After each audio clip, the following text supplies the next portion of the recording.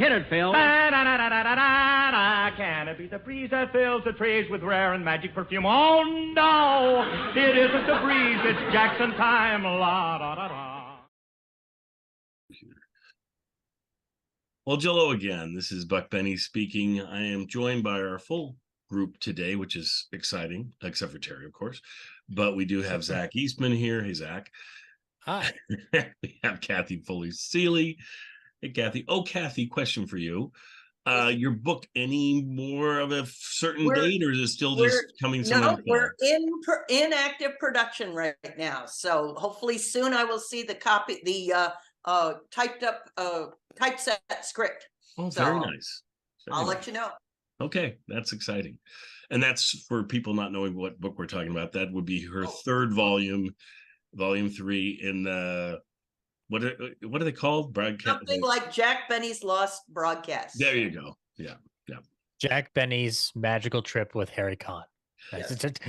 See, I think you should just go off of memory with the title every time, so the title kind of changes with each book. Yes, it could be magical mystery tours. But the volume is accurate. Here's one Jack probably wouldn't like. Harry Conn presents Jack Benny in small font. Or my favorite one, my husband paid for your coat. Yeah. Great. Okay, we're also joined by John Henderson. Hey, John. Hello. Good to see you, John. And we also have Hope Sears with us. So Hope, good to have you. Excellent. Always great to have everybody. John, our new seasons are coming up. You have anything cool planned for the new season or any? Yeah, for my podcast, This Day in Jack Benny, what I plan to do is an episode of Jack Benny that corresponds with the day. Really? This Day in Jack wow. Benny. That is so innovative. But it actually is a change because I'm returning back to format. Throughout the summer, I've been playing bonus episodes that I had on my Patreon. And, since the conclusion of my Patreon, it's now, coming out slowly for, everybody to listen to. Oh, very so cool. It's been fun. Yeah. Well, and in the summer on my podcast, I've been playing these video things over there. But of course, most people are hearing them as audio, but they've got to hear the group of us, which is kind of fun. So they got to get some of the summer with Jack Benny specials and things. This, I suppose I should mention it because you're not going to hear this for a little while. But we are now recording the 5th season of the Jack Benny Show. We finished all the way up to season 4 before we hit the summer. And then the summer we were doing specials. And now we're into doing season 5. This is one of the, I wouldn't say it's later episodes, but it's probably 4 or 5 episodes in. I just wanted to grab this one because I thought it'd be a good one for us to have as our kind of our starting one. And then a lot of them this season we've either done previously, and so we'll leave those alone, or they're like a filmed version of a live one we've done before, or a live one of when we've reviewed the filmed one before. So I haven't talked to the crew about whether we're going to present those again or whether I'm just going to attach up our intro to the whatever you call it, the doppelganger episode of the ones we're presenting. So we'll see. Anyway, today's is exciting because today has Groucho Marx as our guest, and it's always neat to see Groucho. I like Groucho's show. I like how Groucho relates. Groucho is virtually just the opposite of Jack. Jack is very much not into the ad-libbing, have the writers write a good script and we present the script. Whereas Groucho's show was all about ad-libbing. It was bring up these contestants and he'll joke around with the contestants and find out what they do for a living and joke about that and joke about just about anything, about the way they look, about everything. And it was amazing how well that show worked and for how long that worked. It was on radio for a long time, and then it was on television for quite a while as well. And a version of it is going to be done today for you guys, which is kind of cool with Jack Benny as his guest. So we'll see how that goes. Zach, you were going to say something. I was going to say, like, something that I've kind of learned not too long ago. And if anybody wants to like seek out more on this, like, I would encourage you to check out the Marx Brothers Council. But they had one of their guest, they talked about how the writers' room worked on You Bet Your Life, and it's sort of like scripted reality, which is something that AMC kind of dipped their toes into with stuff like Comic Book Men, where things are planned, but the dialogue isn't. There is feeding going on, but it's also you don't want to be disrespectful to the writers, but also yes, Groucho is throwing that stuff off the cuff in his own fashion. So it's like a combination of the two, but it's so interesting how the one we're watching today almost feels like it would have been just like, all right, give me an outline and then I will just do my shtick, because this sounds closer to Groucho dialogue than the radio show that they did back in the mid 40s. It sounds far more Groucho-esque, and I think it's has to do with Groucho being in a different phase in his life as well. Right. Well, and Jack in this one seems to have ad-libbed indirectly, probably, or accidentally, one line. And it was one name. He just changed his name to Ronald from Rodney. But man, that threw out Groucho, because Groucho had a lot of things planned about Rodney. So it's like, can I call you Rod? And then you're thinking about it, and even Groucho, you can tell it kind of looks and goes, oh, that really doesn't make a whole lot of sense for Rod to be, if Rod works for Rodney, but Rod doesn't really work for Ronald. I love watching Groucho's mind activate. Yes, because you can see it on whether it's You Bet Your Life or like any other time he's talking with Dick Cavett on the couch with the golf ball hat. You get this interesting little like spurring of the brain a little bit. It's really interesting to watch, and he does it so well in this episode. You wouldn't know that, like that's the only indicator. He immediately makes a joke about Ronald Coleman that I'm sure wasn't in the original anything, because his name wasn't Ronald in the original run through or whatever. And then at the very end, he says goodbye Rodney or something. He doesn't say Ronald, and it was not as a joke. It's just like he just forgot that his name was Ronald at that point. Yeah. So I thought that was interesting. Hope you had something. Yes. No, I just wanted to add to like Zach's, like you can tell when Groucho's mind activates because he gets this little glint in his eye and he just kind of looks at you. Yeah, it's great. Yeah. It's almost like somebody said his Manchurian Candidate word, like, but the difference is of a bunch of activation codes. It's not just one.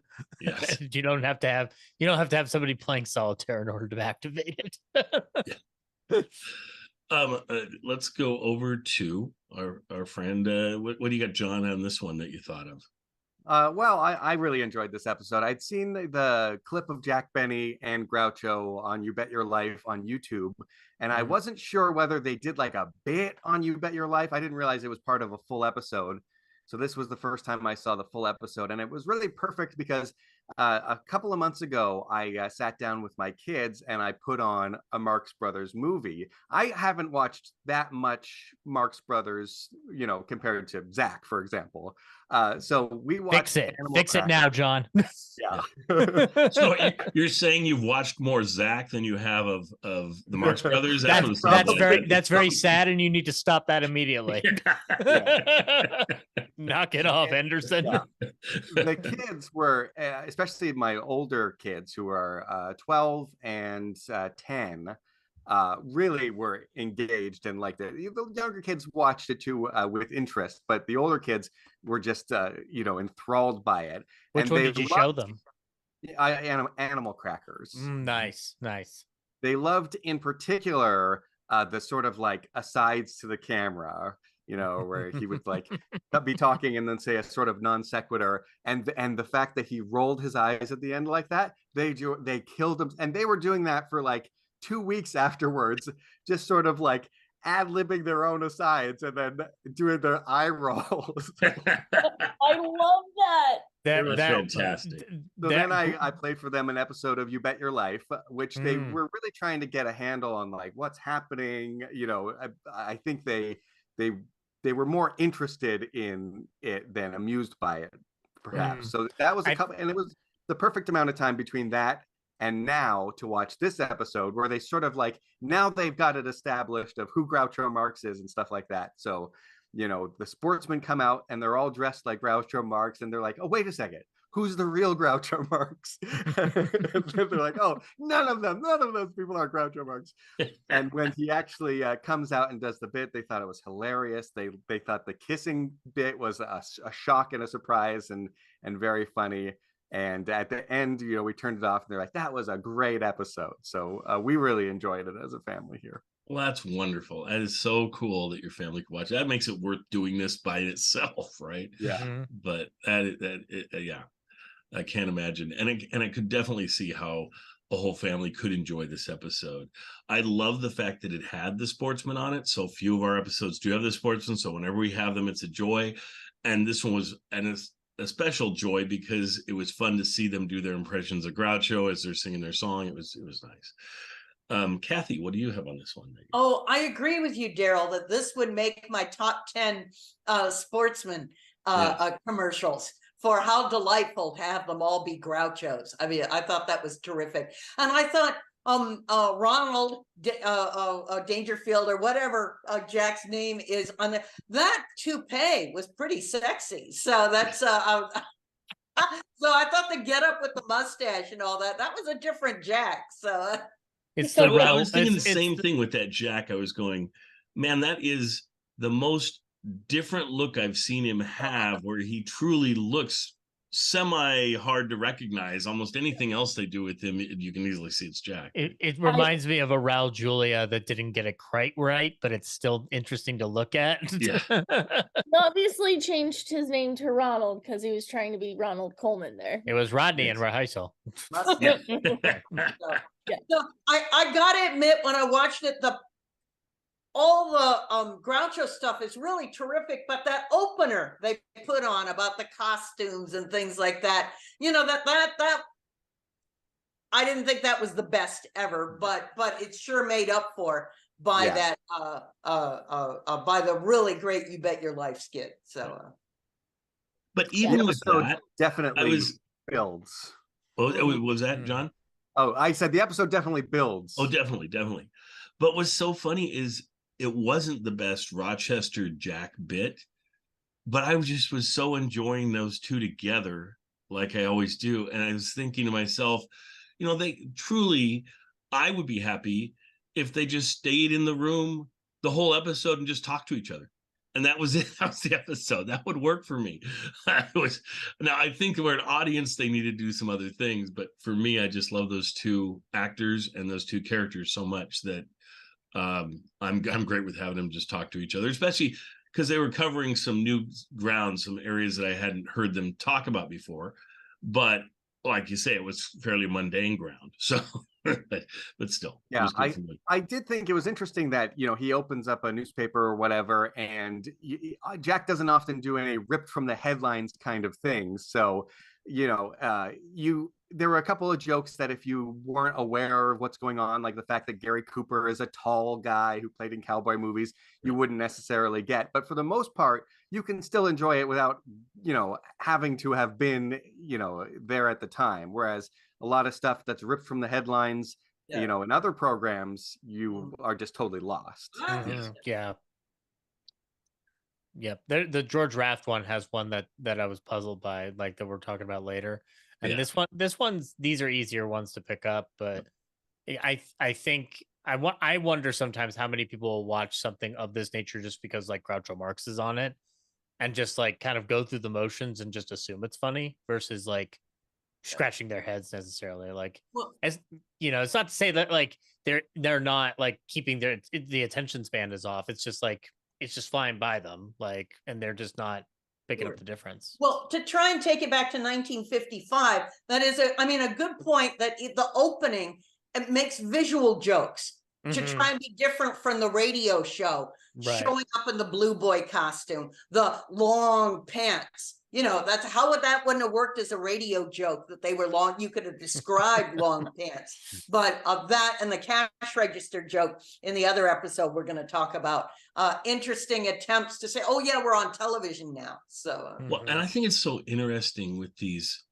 early episodes, especially, up until about 56, 57 and earlier, how one episode sitting next to another episode, you go, oh, this one seems so much more advanced than the other one, or because the one he talks about that's going to be on next week is the train station episode that we've looked at before, but that feels far more old school, almost like it's 52 or something, just because they're trying to do it all in one set and they've got so much going on and they can't do it in live TV as well.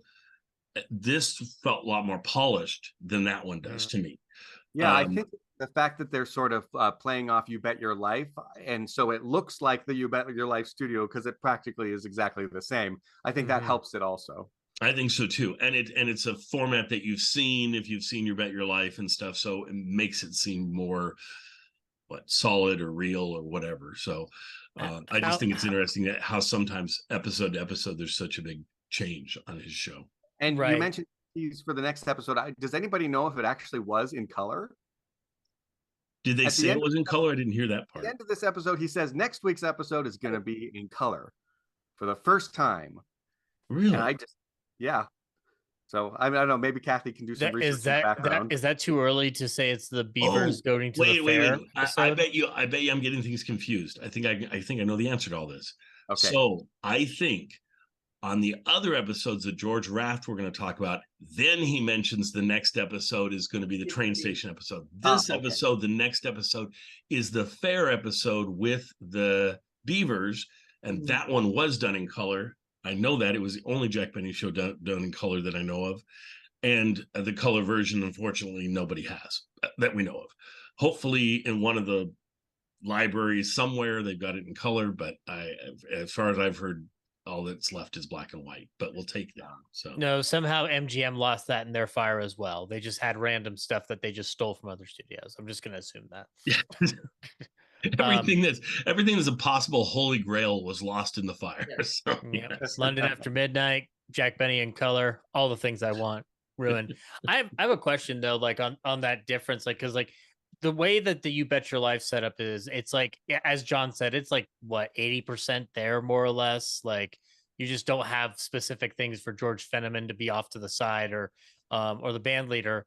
But like I will say that like I love these moments in Jack's show where he calls back radio. He doesn't do it and I'm not talking about like content, like it has to do with the aesthetic. Like I'm a sucker for that New Tenant one where they are all doing it the way they would have done on radio in a facsimile form, but it has that same feel to it. So this one kind of feels like it's one of those rare gems where it works both audibly and visually to a certain extent. Like I don't need that visual. The reason I like that visual is because it's fun to listen or to watch the facial expressions of Groucho and Jack in tandem with what works as silence on air.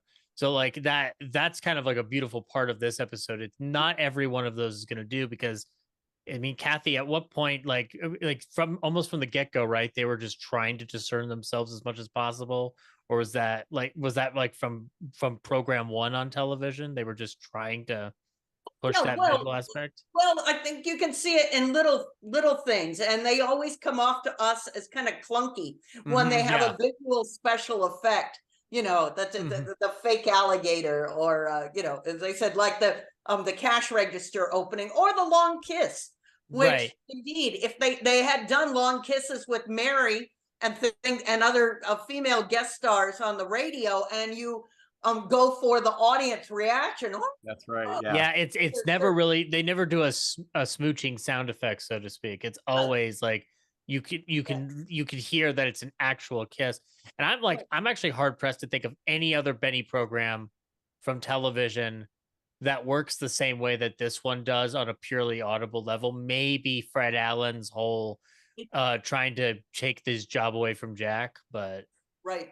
And he did get in trouble. His second television show, the one with Faye Emerson and Frank Sinatra, he did the skit he'd often done on stage with having the beautiful busty woman and her having a passionate long kiss with Frank Sinatra while Jack stands there. And for 1951, it upset a number of critics and conservative audience members who thought it was too visual. Well, that's interesting. Kisses. That's very interesting, because like there's I mean, like cut to the Marilyn Monroe episode not too long after that, and how central that is by comparison. Like that, those things like that, those work in both formats. And I think what's amazing about this episode, but what Jack can do at his best on television, is that this is never like he's still honing in radio skills. He's not he's not on a crutch. I love the specials, but the specials are on a weird visual crutch that he has to lean on because that's what the momentum has become. The television show like gives us a better glimpse of how the two mediums can meet. Like I could put this episode on my own podcast for a television review. I could put the whole audio up and it would still work the same. Like more or less. Yeah, well, I know that's true because even though we were watching it as a family, my wife was sort of on the side drinking her coffee. She wasn't really watching. She couldn't see television. But there were points when she would just laugh out loud. And the biggest laugh was when Groucho set up the conundrum of Jack having to decide between. For years, this bum has been lying about his age. Money, and she was even before she really could tell where it was going from the beginning, before my kids caught on to what was happening, before they made it totally clear. So it was really drawn out and long and very funny the whole time. Yeah, that piece, that was brilliant. And the way Groucho presented it was about as good as you can hit those lines, presenting it, and with his facial expressions like "I've got you now, Jack," and see it. Yeah. And the resignation on Jack of oh no, it's one question I can't answer. I loved how later he gave us, the audience, the answer by saying it was 22 years later or whatever. Yeah. It makes me wonder how much fun it might have been if Fred Allen got to do the King for a Day sketch on Jack's program, and to visualize that whole humiliation by the tail end of that sketch. Like this is one of those things that just makes me want that even more, even though we'll never get it. Yeah. Well, whenever you watch the episode with Fred Allen, I mean, it's great that we have that episode. I'm so glad Fred was on a TV episode, but man, I think about all the different things I would rather have had them do with Fred Allen than what they did. I wish they had done the vaudeville act, they worked together. That would have been good. That would have been fun. I like that episode. It's one of the first ones I ever saw, but I'm not saying I don't like it. I'm just saying that you could have even done a lot more with Fred. Exactly. Yeah. It's very Benny centric, and Fred he's not a prop. He's just, I don't think he's at his sharpest. I wish he was at his sharpest on Jack's. Well, and for them, I'm sure they're writing it and going, okay, well, if this goes well, we'll have Fred on a couple more times in the next few years and things. And it wasn't for them. It wasn't thought of as a one-off. It was probably thought of as something we'll build on. And of course, Fred wasn't around much longer, so they couldn't do that. Exactly. Yeah. This is one of my favorite episodes of Jack's show of all time, because like it was an early introduction for me. I don't know if it was on the Johnny Carson CD that I got, but it was definitely on. I have this set, and so it was definitely on that set, and so it was about where I was like trying to figure Jack out, and I don't think I had ever seen a You Bet Your Life episode at that point. So it was an introduction to me to You Bet Your Life. I was aware of Groucho, but I wasn't aware of anything really outside of his Marx Brothers movies. Sure. Yeah, so, and you're seeing him in a transition at a huge transition point, because there's a marker where he's still working with his brothers. About 47, technically 49, it ends with Love Happy, but we don't need to talk about Love Happy. I've still never seen it, but just watching enough clips, I'm just like, I don't want to spend money on this. But when he gets You Bet Your Life, he is like, one of the big changes is that the mustache is now an actual mustache. It's not being glued on him like it is in Copacabana, and it's not the grease paint. And another part of it is that it is an extension of Groucho, but it is much more calm, and it doesn't feel rehearsed. And like, so you got to watch, you're kind of like, you're getting to see a whole different version of Groucho that is like not eons away from the films, but fairly far apart. Well, Zach, and this Groucho lasted a lot longer than the ones in the films, really, because the radio show and the TV show. I mean, probably more people have, well, I wouldn't say more people have seen this way because the movies are very, very popular and have been for years and years and years. But I think that the revival in the 70s really helped all of it become such a big keystone. I think this episode is a really good intro into a lot of things because like the whole duck falling from the ceiling and all of that, like you know, that's something that like if you show that to someone like that has never seen that before, they'll be like, what is this? What is you could find that in that Fred Allen episode because the duck comes down, and I do love that line, like, you know who what I'm talking about, Groucho told me, like that is kind of a weird, like, if you don't know what that duck is, it's gonna come off as a strange thing. Yeah, and so like that's kind of like where I was, I think, at that time. And so I think it's a good episode to introduce kind of to that culture, and it's one that like I don't like, I mean, you guys have seen my videos that I do of during the Benny convention, but it's one that I love to go to. It's the perfect encapsulation of like the Jack Benny persona, because there's the 39, there's the vanity, there's the cheapness, it's the perfect, like, really kind of short example of this is perfect. It's the how-to manual. It's also showing him what comes before what. Like, actually, he wants to protect his age before he even wants to protect his money. So that's like a perfect kind of example to show how Jack works. But I also, I really liked the contestant too that he was working with. Great. Well, and I love when go ahead, Kathy. Her name is Dr. Jeanette Iman, and we know Jeanette Iman was the secretary for Jack. So yeah, I brought that up to set you up, Kathy. Perfect. I find it interesting that Groucho's two major performances with Jack being one radio and one television, and I'm like where he's a primary guest star. Because I heard that 44 broadcast first before anything Jack related outside of Mouse that Jack built.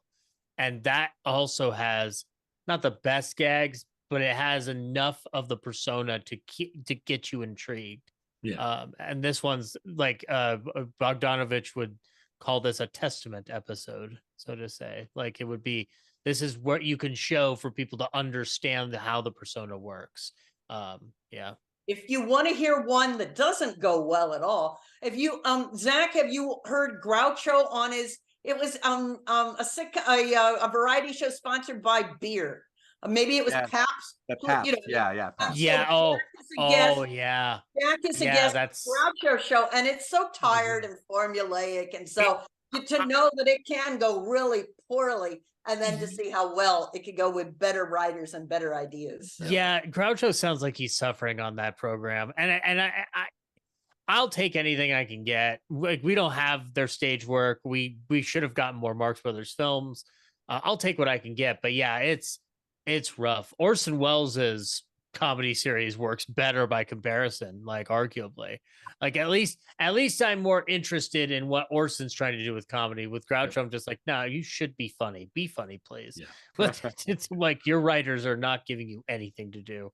Consequently, it sounds like, as far off as they were, Jack's writers were able to get Groucho material pretty decently. Like, it's not too far off from any era that we're dealing with. Yeah, no, it's great. I was going to mention the duck thing because Hope brought that up. I love when any writers, any actors do something that the audience has always kind of wondered about or thought about and been like, because people sitting at home seeing people getting the $100 or whatever out of that duck are like, I wonder there's more money in that duck. And so, and of course he reaches down its throat trying to get any more money that's in there. And I just thought, oh, that's kind of a audience piece of gratification. How much money does that duck have in it? Well, I'm sure many of people tried to shoot it down and see what was inside. Yeah, yes. Hope said that, she hadn't seen You Bet Your Life, and they do set it up enough to say, if you say the secret word, then you win the $100. But I just love the whole bit of Jack trying so hard to win it, and the looking up, expecting it to come down at any time. It was so fun. Well, and that's the same thing. Whenever I watch Groucho's show, I've always said in my head, why wouldn't you try and sprinkle in, if you know it's a household thing, everything you can think of to put in the conversation so it triggers it, because people don't really do that. And Jack completely did what I've always thought somebody should do. So I had forks and spoons and knives and we were at the table, and then there's just the chairs around the table. Just trying to hit that word. I thought that was great. So the other thing I thought to point out is a lot of folks watching this probably have not seen the whole episode, because I do know that on YouTube there's the Groucho bit, You Bet Your Life bit, that almost plays off like it's a You Bet Your Life episode that's thrown out there individually that like, I don't know, it got hundreds of thousands of views, right?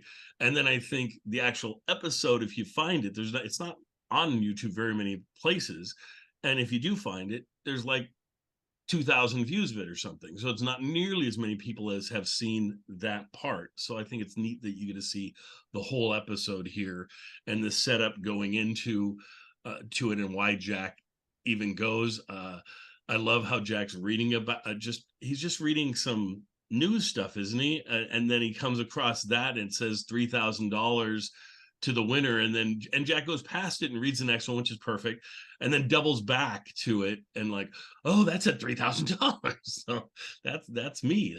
I'm up for that. So anyway, love this whole thing. Great episode. So anything else anyone have, or are we good to let them enjoy it? Well, enjoy Jack and Groucho for your only time that they were together, at least on Jack's show, and just a fun presentation for all you guys. Thanks, everybody, for being here, and we'll see you all next time for more Jack Benny. Bye, everybody.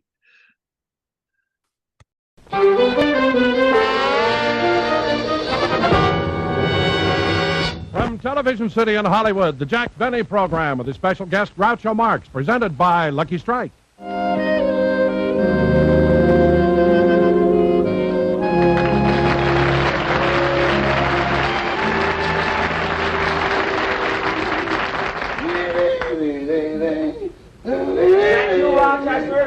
Oh, yes, boss. I just did some of your shirts that I brought in the mail. Anything important? Oh, I didn't know it was anything important.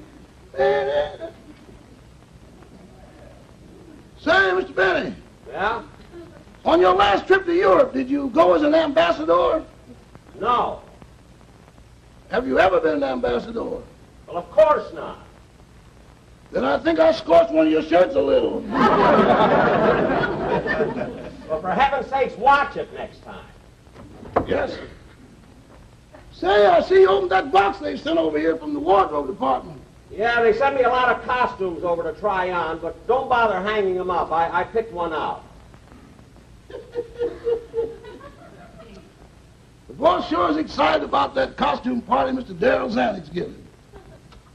I'll never forget the last time he went to a masquerade party. He disguised himself as a waiter. He fooled all the people and kept all the tips. You want me to help you with your costume?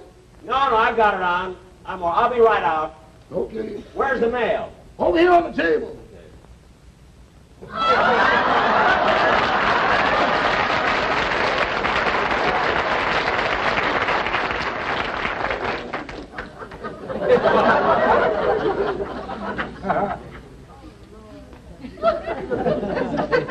What are you looking at? I don't know. What are you supposed to be? Little boy blue, of course. If I were you, I wouldn't wear that costume. Why not? Your legs are too skinny. They are not. Look at that muscle. Where? Right there. That's your kneecap. Oh, yeah. Oh, well. Oh, Rochester, I wish you'd talk to the postman and tell him about my mail always being late. Late? Yeah. Look at here. Here's a letter I got notifying me that my option was picked up. Well, that's the one you've been waiting for. But this is from Jell-O.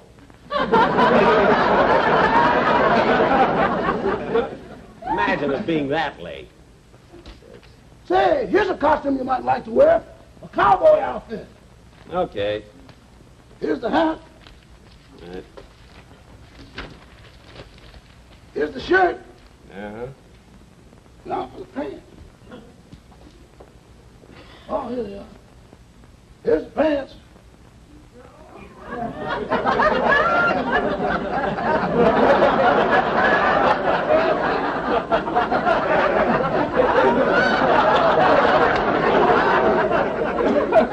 Hey, they must belong to Gary Cooper.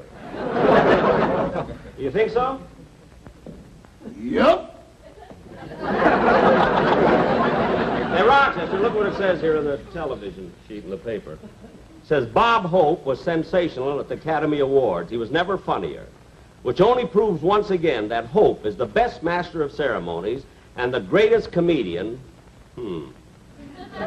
Why don't they print news instead of opinions?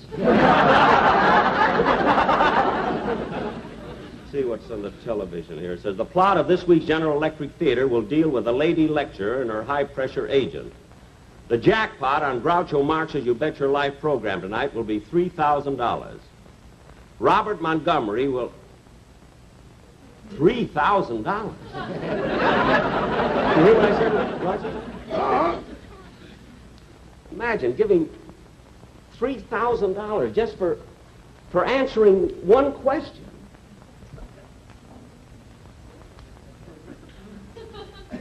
Gosh, I'd like to go over there and get on Groucho Marx's program for tonight. But boss, he'll recognize you. And besides, they don't use actors on that show. Yeah. But look, Rochester, I can disguise myself so even Groucho won't recognize me. Yeah, but what about the costume party? I'd rather go on Groucho Marx's show. Anyway, Mr.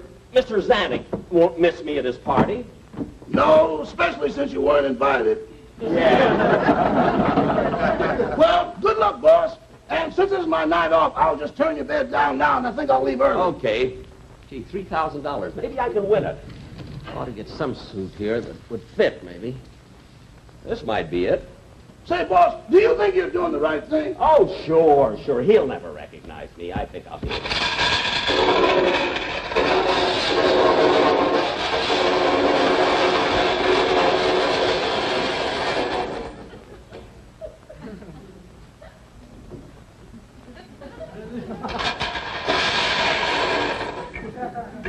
Uh-oh, another hole in the mattress.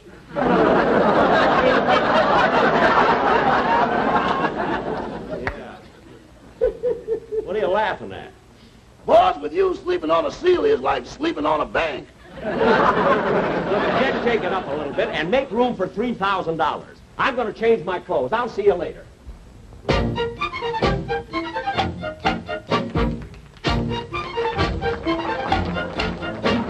This makeup that we're wearing, we hope will look familiar. We couldn't feel much sillier. It's really quite bizarre.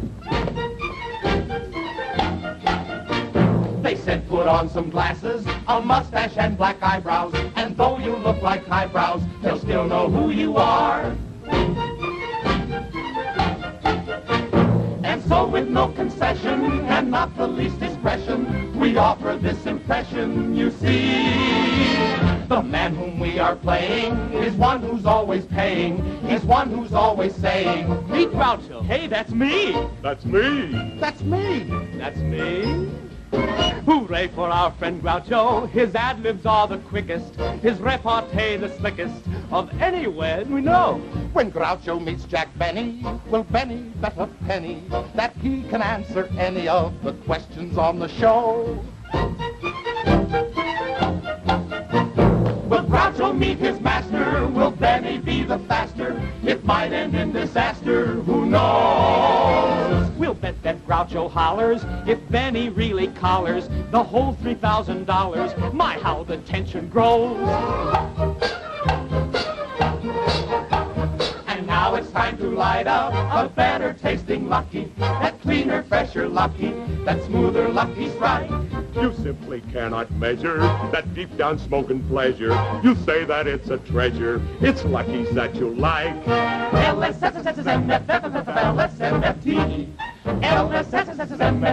LSMFT.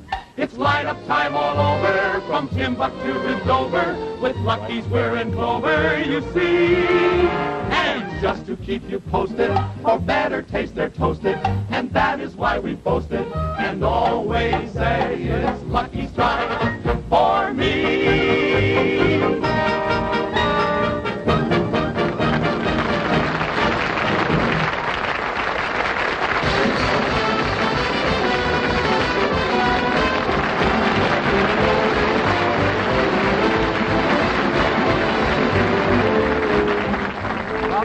Welcome. Now tell me, Miss Johnson, how old are you? 19. 19. Are you engaged or married or anything? No, sir. No. Well, do you have a boyfriend? No, sir. Well, do you have a DeSoto? No. Well, go to your DeSoto Plymouth dealer and tell him Groucho sent you. Well, I'm sorry, but you don't send me. Well, tell me, sailor, how come you have no decorations or ribbons? Well, sir, I just enlisted in the Navy, and I've never been on a battleship. I've never seen action. You've got a lot to learn, sailor. When sailors see action, they're not on a battleship, they're on shore leave.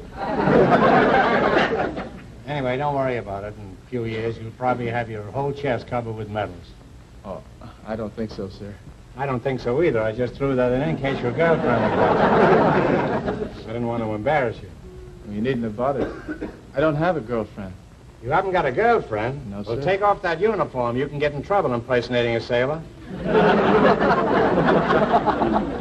When you think of it, if you take off that uniform here, we'll all be in trouble. Well, you don't have a girlfriend? No, sir. As Well, a matter of fact, I haven't even kissed a girl. Well, with Miss Johnson's permission, we're going to remedy that. Would you like to kiss Miss Johnson here? Oh, well, I don't know. Well, go ahead, sailor. There's a first time for everything. Go on, kiss her.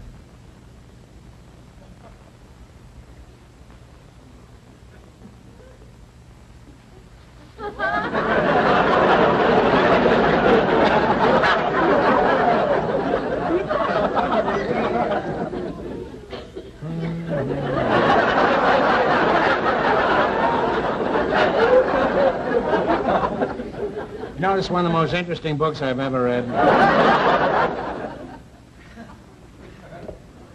Pardon me just a minute. I hate to interrupt this, but have you read this book? No, sir. Well, hold it. I'll be right back.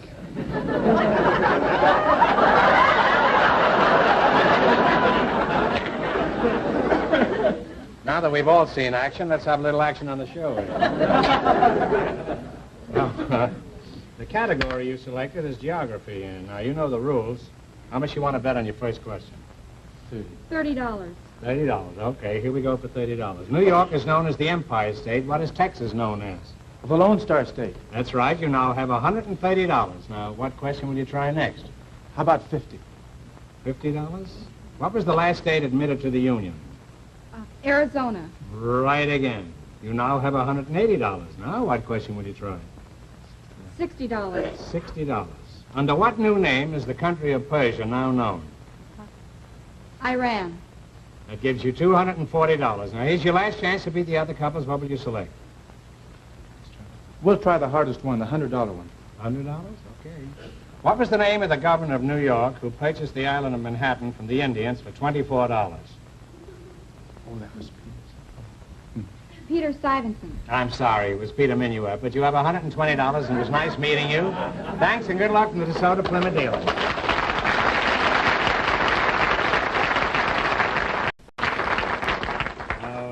The second couple is now leading with $120, and the secret word is telephone. If any of our contestants say the word telephone, they'll divide $100. For our next couple, we selected a doctor and a musician. Will you come in, please? Welcome, welcome for the DeSoto Plymouth dealers.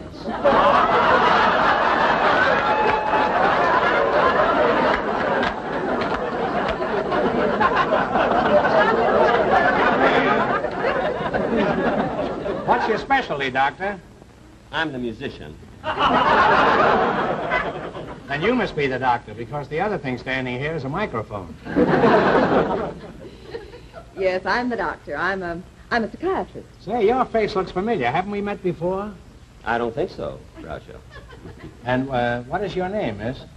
No, this is the lady. Oh, I see. Either I'll have to get my glasses fixed, or you'll have to do your hair differently.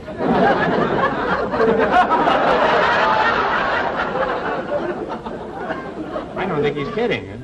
Well, what is your name? Dr. Jeanette Iman. I'm a psychiatrist. A psychiatrist? Well, if I knew you were coming, I'd have built a couch. Now, getting on to you, what is your name, sir? Forsythe. Ronald Forsythe. Ronald, huh? It was Rodney during rehearsal.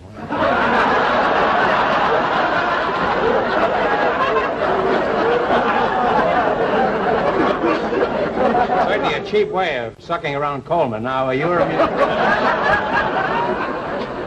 musician, Mr. Forsythe? Yes, sir. I'm with the Los Angeles Philharmonic Orchestra. Oh. I'm the first violinist there. You could have been the first violinist, period. Looked like he just escaped from Phil Spitalny's group. Where were you born, Rod? You don't mind if I call you Rod, huh? No. Instead of Ronald? I was born in Chitlin Switch, Mississippi. Mississippi, eh? Well, what happened to your accent? Oh, well, nothing. You all just didn't notice it. Sure enough. Well, okay, now I think we better get started and play You Bet Your Life. Now, the secret word is a very familiar object, and it's something found around the house. Well, what happens if I guess the secret word? Well, you get $100, which you two divide. Divide? Well, of course. If she says the secret word, she'll divide it with you. Oh, well, I wasn't arguing about that part of it. Not only is your face familiar, but so is your philosophy. I'm sorry, Mr. Forsythe, Rod, but the rules say you have to divide it. Now, if you say the secret word, which is something found around the house, the duck will come down and pay you $100. Something around the house? Yes. Where's the duck? The duck? Well, where would you find it? He's up there, of course. Oh. Don't worry, he's right up there. Now, where do you live, Rod? Well, right now, I'm living in Glendale. Glendale. Yes, I have a little home there with 6 rooms and windows and window shades and Venetian blinds and tables and chairs and spoons and saucers and dishes and rugs and knives and forks. Hold it. Why are you telling me all this? Well, you said that the secret word is something around the house. I can't get over how familiar you look.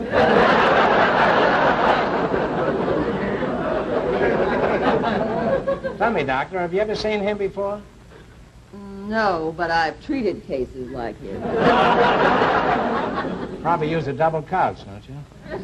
Now, getting back to you, Rodney. Is the violin you play a Stradivarius? Oh, no. You see, you have to be rich to be able to have a Stradivarius. See, I'm poor. All I have around my house are towels and rugs and ashtrays. Look, enough of that already. Now, Rodney, you say you don't have a Stradivarius? No, sir. You know, I heard that a lot of imitation Strads have been made and sold. I know, but they could never fool me because, you see, I could tell a phony. I guessed it!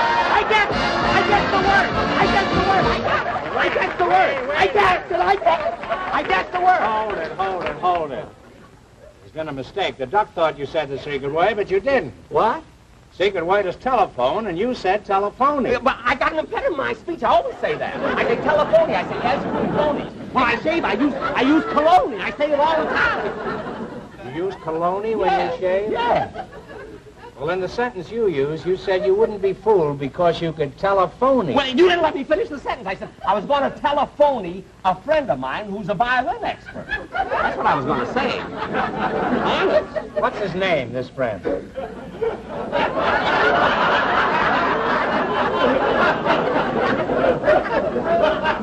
got a friend. Well, okay, they say the customer's all right, but I don't know how that applies to you. You sound like the type who's never been a customer. I don't care. Just let me at this duck.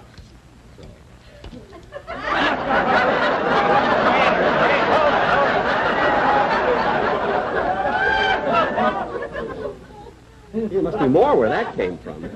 Well, there was, but he just flew in from Las Vegas. Get back over there and let's start with the question. Okay. Hey, hold it. Wait a minute. You're supposed to divide that money with her. Well, as soon as I get some change, I'll give her $10.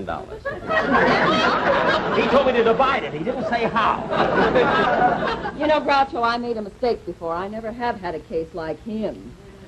All right, I'll give you half. The people you run into on these programs. All right, but stop whining and let's get on with the questions here. Huh? You selected the miscellaneous category. Now, which question do you want? Remember, the questions are from $10 to $100. $10 ones are easy, and they get more difficult as you progress. Now, what question do you want to start with? Well, we'll try the $70 one. See, that's a hard one. All right, for $70. What ship now holds the transatlantic speed record? The steamship United States. Correct. You have $170. Now, what question will you try now? The $80 one. For $80. That's even harder. Well, decide between you. Is that what you want? The $80 one. For $80, what baseball player had the highest lifetime batting average? Ty Cobb. That's absolutely right. God, I'm glad I didn't answer that. I would have said Crazy Legs Hirsch. What'd you say? Nothing. All right, you now have $250. How much money do you want to bet on this one? 90. 90. All right, for $90, what is the largest living mammal? Well, We're only betting $20. the whale. Right again. For $90.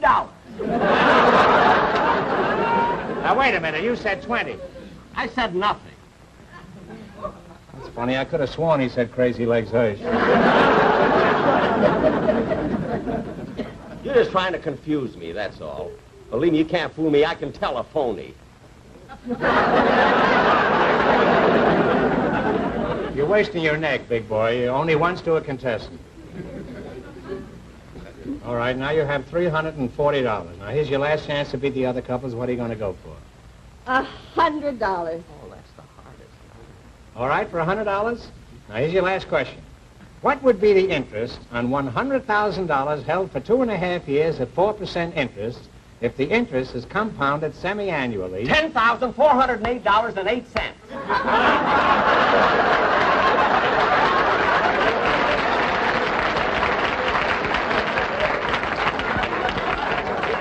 Well, that's absolutely correct. It's amazing.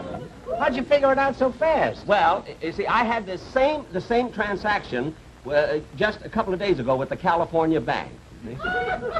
You borrowed that much money from them? No, they borrowed from me. They loaned it. I read it someplace. I don't know. Oh, well, you wind up with $440, which beats our other couples, and that gives you a crack at the jackpot question. Which tonight is worth... The big question tonight is $3,000. Now, you have 15 seconds to decide...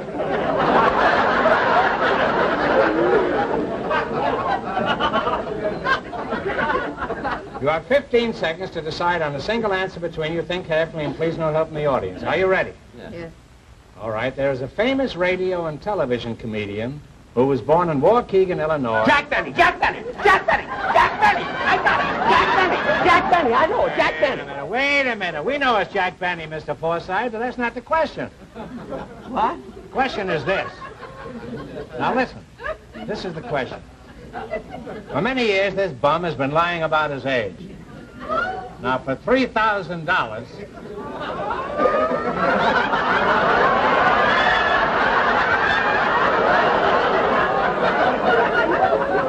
$3,000. Can you tell me how old he really is? You've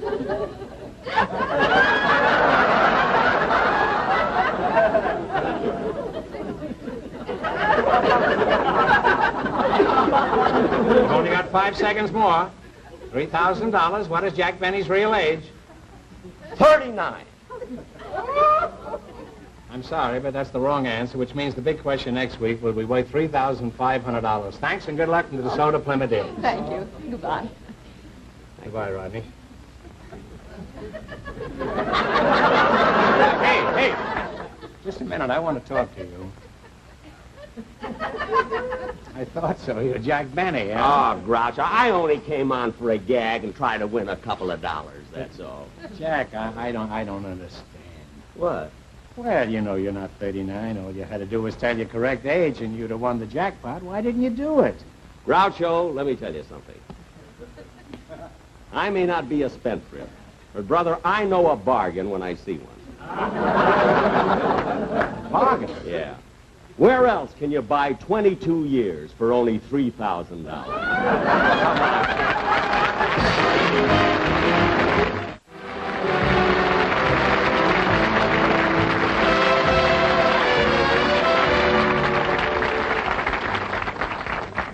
Thank you very, very much, ladies and gentlemen. And now, once again, I'd like to bring out my guest, just for a bow, Groucho Marx.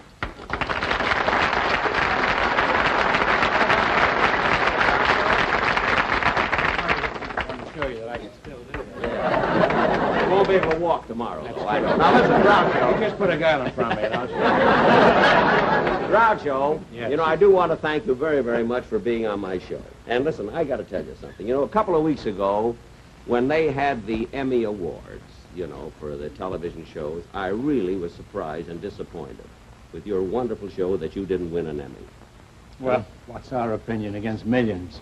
I know, but that's, listen, you know, anybody that can give away as much money as you do and still tell jokes deserves something.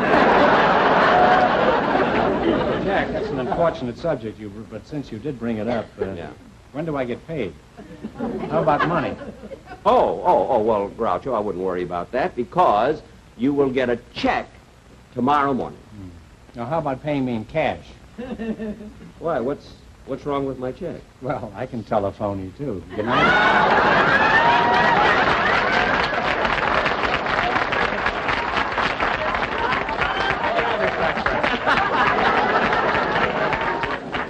He's a pretty cute guy. You know what's so wonderful? He's older than I am. I think, anyway. One of the Marx brothers must be older than I am. Anyway, ladies and gentlemen, be sure next Sunday to watch Ann Southern and her wonderful show, and I'll be back again in 2 weeks, where we do a show leaving for New York. Thank you very, very much.